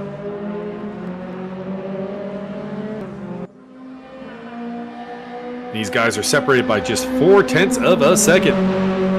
Reminding me of the famous Peter Gethin F1 victory, which he won, which the top 4 finished within 0.4, I do believe, of each other. I could be wrong on that. I'm gonna pull that up on my other screen here in a moment. Ariel Zatoni is a fallen victim to another Timo Konietzki overtake. Oh, Ariel sideways. Oh boy. He saved it. Saves it, but he is going to lose that for 3rd place to Peter Daniel. Damn, Daniel. Timo taking advantage. Timo might be smelling a little victory here. Got a long ways to go. Okay, so the race I'm thinking of is the 1971 Italian Grand Prix. This race was won by BRM driver Peter Gethin. Oh, Ariel off the track. He didn't go off track. He just power slid that whole corner. Yeah. Offline, there, we'll put it that way. Yeah. Falls into the clutches of Stefan Frings, who will take over 4th place. Very, very briefly, and then get it back, and then probably lose it again. But Peter Gethin, the BRM driver, won the 1971 Italian Grand Prix over Ronnie Peterson by 1/100th of a second. Now, this gets more ridiculous when you realize that Francois Sever in 3rd place was only 9/100ths of a second behind Gethin. And it gets even worse because only 18/100ths of a second back was Mike Hillwood and 61 hundredths of a second for Howden Ganlin. So top 5 separated by 6/10 of a second. There you go. 1971 Formula One Grand Prix of Italy. There you go. We're having that moment right now as Martin Edmonds continues to hang on at the front of this pack.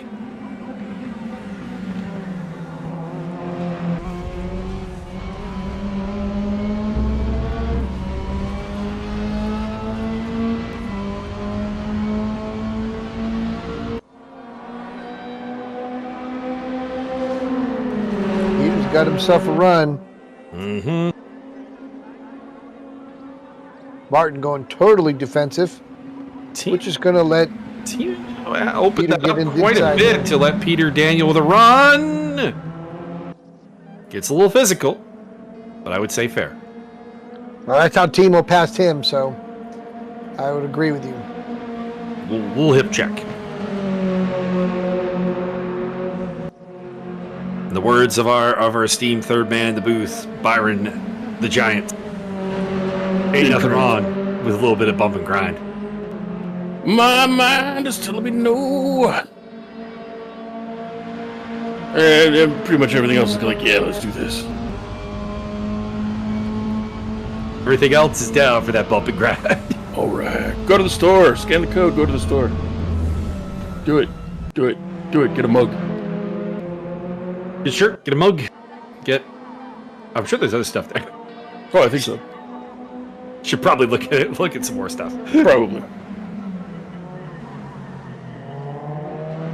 Yeah, I haven't been to that website in a while. Maybe I'll scan this while it's on the screen here. I'm clicking on the link in the description. There's a link in the description of the video as /stream. What do we got? We got mugs, we got hats, we got stickers, die-cut stickers, thank you. T-shirts of variety. Peter Daniel going for the lead. Pushes Martin wide and spoon. Martin coming back at him. There is 130 yard coming up. I'm just saying. Oh, baby. I'm just saying. Oh, Martin's on baby. the inside. He's going for it. Oh my Put him in the wall. goodness. Put him in the wall. Side by side through 130 yard. Here we go. Is Martin? Oh, Martin dropped back. Martin backs out. Not better of it. He didn't want to risk it for the biscuit. Just go to the ESR store and get yourself a toque to show your displeasure at Martin's antics. Or something.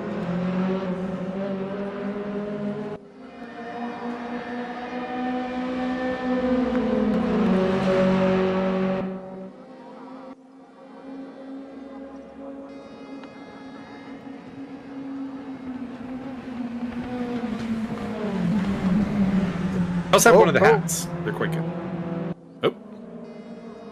Martin Peter messing Daniel up. back with the point. Martin pushing, trying to keep up. Just about lost it there. See if Timo can get through as well. So Tony has seen off rings and leads him by about 5 seconds now. Everett's still having a good run in 6th place, followed by Sevilla, Semler, Campbell, and Vanden Erck. Then it is Morbid Apathy and Fran Hidalgo.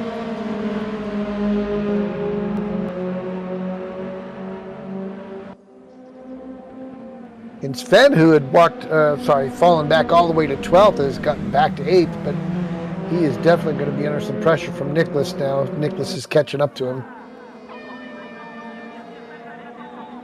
We'll see. He might need to just wait for Campbell's tires to die again. I was just going to say they're going to Whatever the resume. issue has been. Resume where they started their first race, or ended the first race.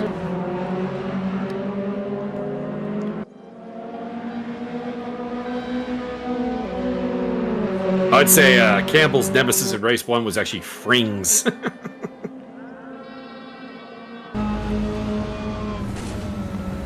All right, on board with Timo. Still running in 3rd. Looking at the back of Martin Edmonds. Getting hit by Gravy periodically. Ariel's Tony picking up a track limit abuse penalty.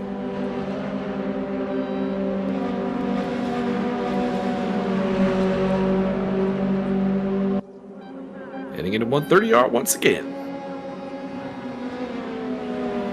Emo out there in the grass. Oh, he gone. Thought for Whoops. sure he was going to try it right there. Yeah, thought better of it, I think, because the car was a little bit unsettled. Needs a Pepto-Bismol. Pepto-Bismol for cars.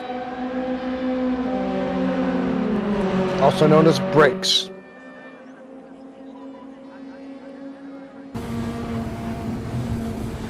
Willie Vanderherk. I think both the Steves are here because it showed that Willie Vanderherk has picked up 5 positions. That would mean he started in 15th. That's a weird one. Well, no, that just doesn't make any sense because he would have started ahead of the two Steves. True. I think that's just a unreliable stat. Shall we put it that way? It would have to be. Because Vandenherk would have started in P13 based on the grid construction, so he's up 3. And those 3 would be Morbid Apathy, Fran Hidalgo, and who else has fallen back? Morbid. Oh, no, that is. He's there in 12th. Morbid, Fran, and... Lefebvre is the other.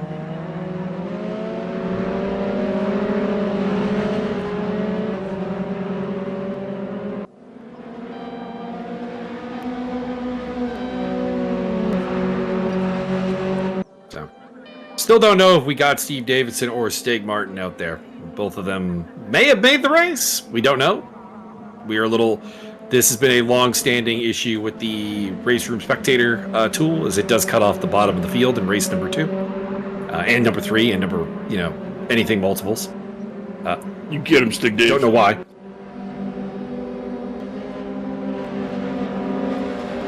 But they have not shown on the tower all race, so don't know. We did start with at least 13. Put it that way. Wilfredo Sevilla having an issue through Spoon. And a slowdown penalty for Nicholas Campbell. Who does pick up a spot from Sevilla. I wonder if he was dodging Sevilla when he got that slowdown, since he was same time it all happened. That's what he was doing. Does feel like a relatively plausible theory. And being shown again. That might be for the same infraction, though. They do tend to show them 2 or 3 times. It's a shame this isn't at night, because I do love the Suzuka Ferris wheel at nighttime.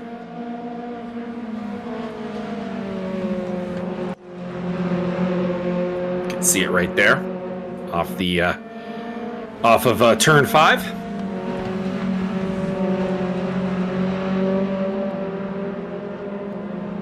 But at night in ACC and other games, it'll actually be fully lit up. Yeah, it looks very cool. If it's not made out of steel or iron, is it still a Ferris wheel? I believe so.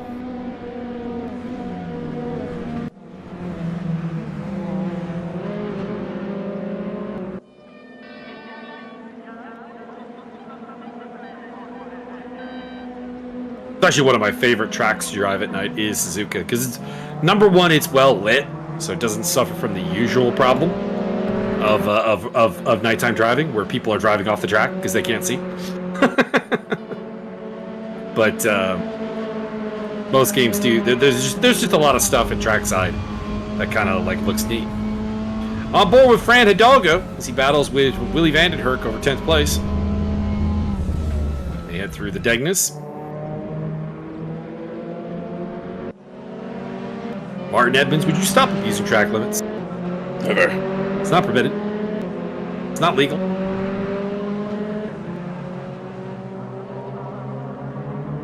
Track limits are not your children, and you are not Adrian Peterson. Wow, it was one time. Wow. I guarantee you it was not one time. The child was being impertinent. I feel like And I feel like I need to quote Gridiron Heights on this one, which is the episode where Adrian Peterson and his kid are out in the forest. He's just like, "Oh my God, there are so many things I want to hit you with."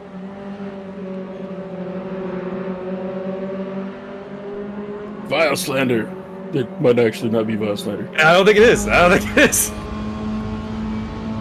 right, Going into Brandon 130 short the again. nose. Yeah. Does he mean it though? That's the question.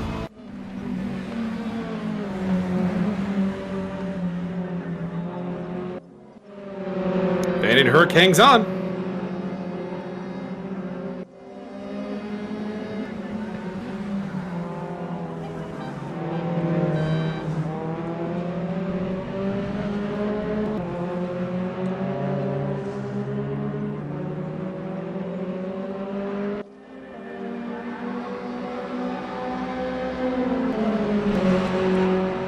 So Hidalgo's gotten through there and should probably sprint away a little bit. I think his long term, his battle might be with Sevilla more so than it is with Van den Herk.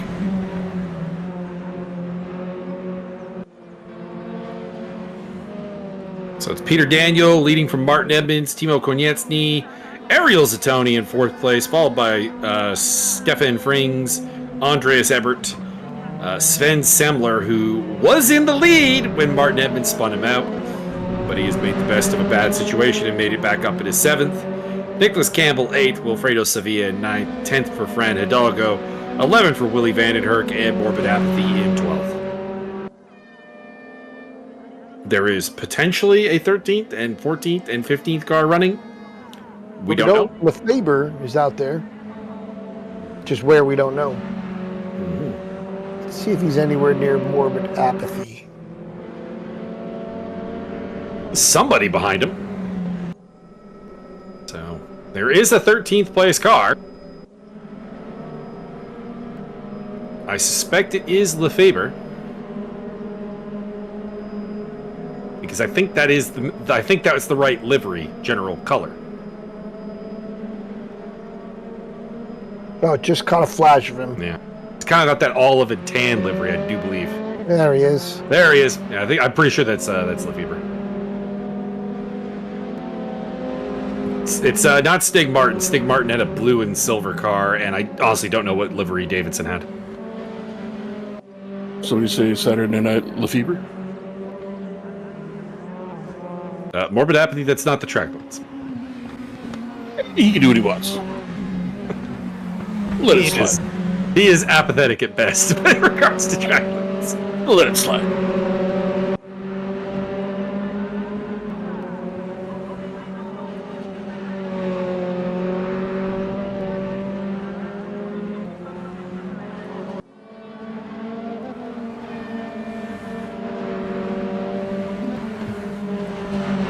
Getting slightly nervous. My Tie-Cats are still tied with the Edmonton Elks at 21-21.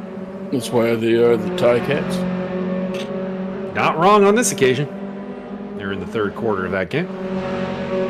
Also, shout out to Cody Vichardo, the Elks quarterback, who is 16 of 16. Well, they're not just trying to wheel Ricky Ray out there. Ricky, we need you to come back after your 98,000th frickin' concussion, if you wouldn't mind. Ricky, we need you to go out there and just complete some passes.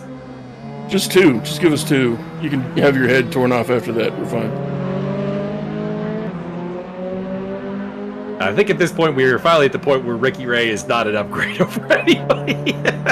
What? Oh. It's just gotta use a lot of duct tape to keep them together. Konietzny wants to get through. He beat Edmonds in race 1, and Edmonds is not a guy who maintains tire life.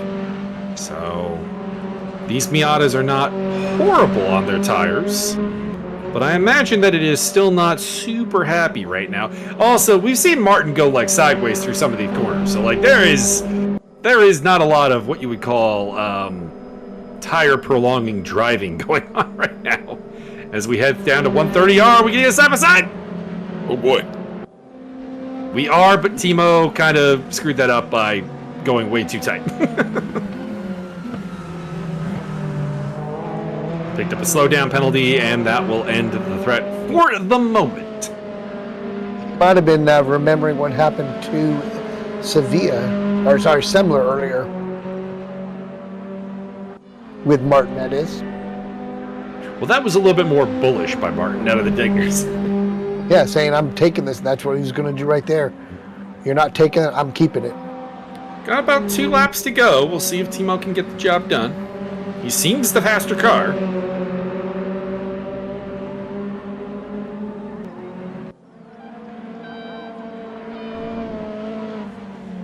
If you're really, really far behind, do they start giving you speed up penalties? No. It's not Mario Kart. Why not?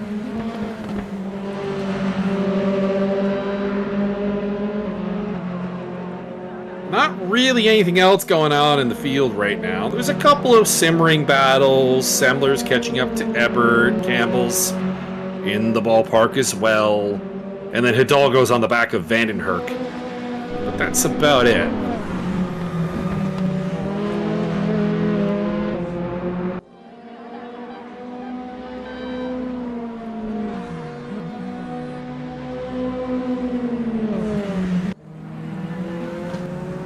The hairpin.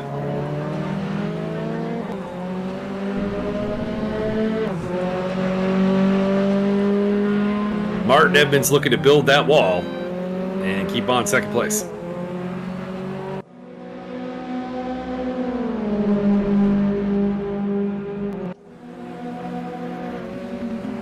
Heading into Spoon.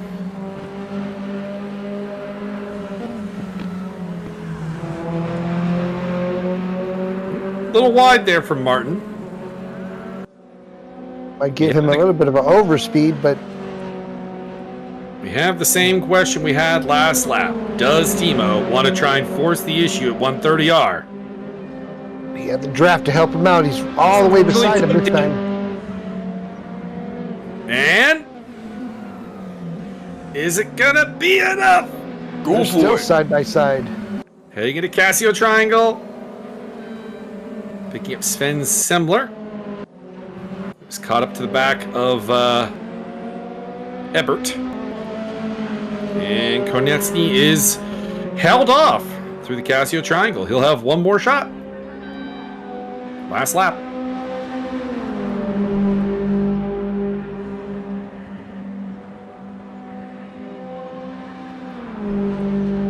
Nicholas Campbell, please stop violating track limits.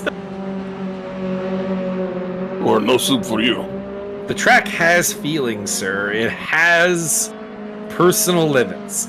You've been violated, gentlemen.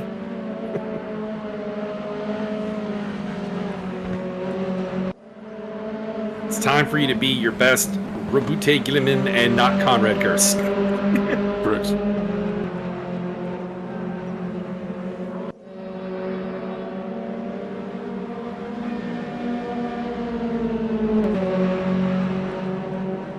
Someone was trying to argue with me that the Night Lords were a pointless legion, and my response was just, I don't think we can judge the Night Lords. They were led by a psychopath. I don't think that's how that was supposed to work. I think they were just broken.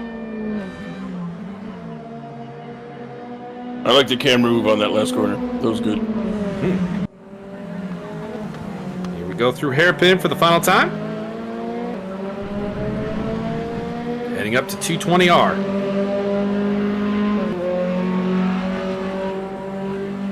This has been where Timo's been faster than Martin every single lap. I think the problem is that he's run down to the point where, like, it's basically you're going to have to go through it through 130R. I think so. See if he gets a run coming out of here. Martin definitely a tighter line this time. So it's 130R and the Casio Triangle. These are the last 2 spots he's got to work with. Does not have the same run he had last couple Yeah. laps. It'll have to be Casio. He needs a really good run through here through 130R. And this is where Martin throws a whole bucket of gravy right out the window. All right. Oh boy! Side by side into Casio. They're trying to cross him goes over. Last corner. Martin got the Carey Price in him. And Martin looks like he is gonna hang on to second place Peter Daniel completes the doubleheader, and Timo Konieczny will join him on the podium in both races with a third place here in race 2, and he appears to be very happy with it. Gives the wiggle. Fourth place to Ariel Zatoni. And fifth place will belong to Stefan Frings. Might still have a good battle between Ebert and Semler, though, to the line. Might be across the line now, though, unfortunately. But, oh, there it is. Ebert does hang on against both Semler and Campbell. And ninth place for Wilfredo Sevilla.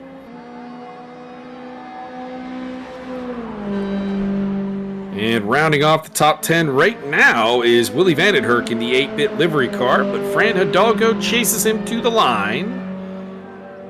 And that will be 10th and 11th.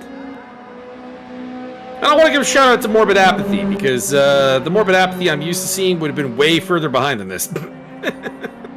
Lefebvre right there behind him has caught him, but a little too late to get onto the see, we did have all 15 drivers, but they didn't show the last two. They show up either way. Yeah. So it'll show anybody who entered. So the fact that we weren't given a lap time for Martin or Davidson, Sure. it means one of two things. Either not option A, they didn't race. Option B, they raced and never posted a legal lap time. But, I think option A is probably likely, that whatever technical difficulties took them out of race 1 also prevented them from competing in race number 2. Well, assuming that the top 4 go on to the main event, that's going to be representation for Peter Daniel. I think that's a given. He won all but one race in this split, falling at Moto Ohio.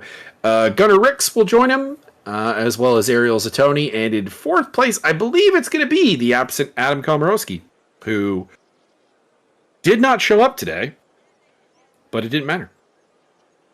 In the end, he had enough. And in the end, Nicholas Campbell did not have enough to get that spot off of him.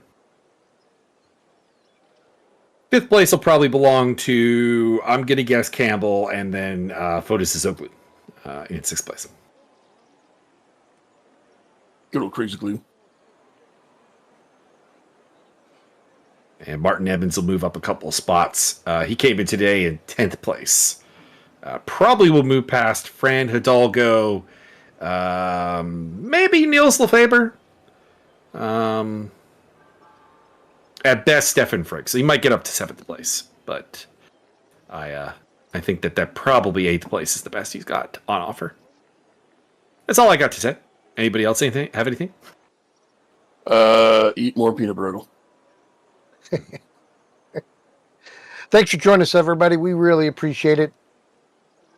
Again, this has been fun. I hope you guys had fun like we did. Let's do this again. Hell yeah.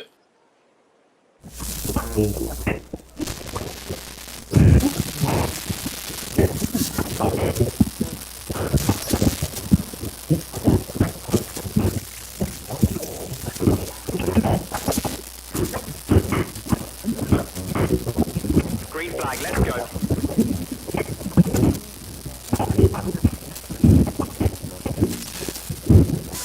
Is the stream over? You're interrupting the video.